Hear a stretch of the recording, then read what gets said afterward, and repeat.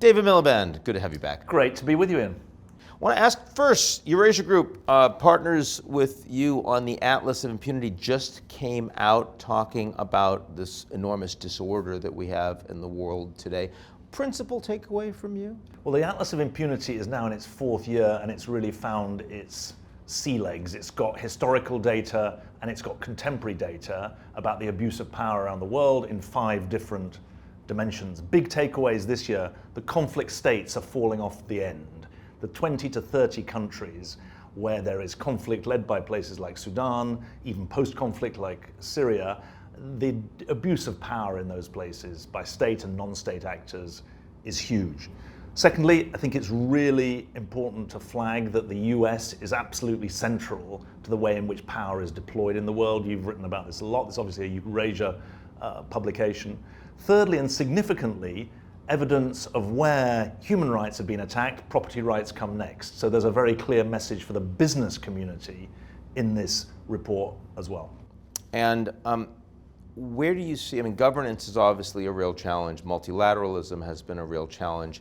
Are there bright spots? Are you starting to see some level of resilience in response to the challenge? The interesting thing about the Atlas is it shows countries that are showing more impunity, but there's also places that are showing more accountability. You'll know about Bangladesh and South Korea now defending their democracy, Hungary asserting its democracy, but also it's interesting that when you measure not democracy but the abuse of power and accountability of power, Fiji, Saudi Arabia on the way up.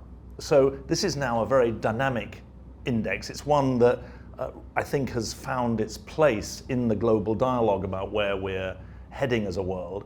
And it's flagging that we have to think about this from the point of view of the citizen. There's plenty of macro analysis from the point of view of the global commons. This is state by state, citizen by citizen, what's it like to live in different countries? Because impunity is something that really very much directly affects citizens. If you are living in a system where there is impunity, if you are not a part of the problem, life is going to be made uncomfortable for you. Well, it's important to go back to the beginning, isn't it?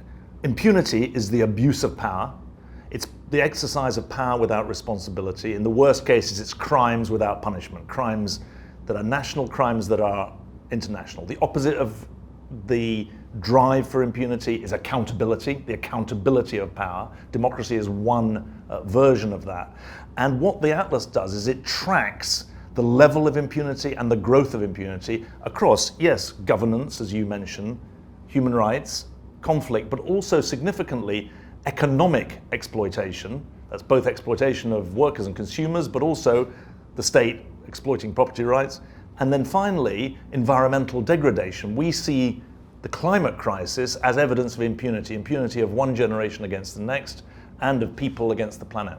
The Atlas of Impunity looks at countries as principal actors.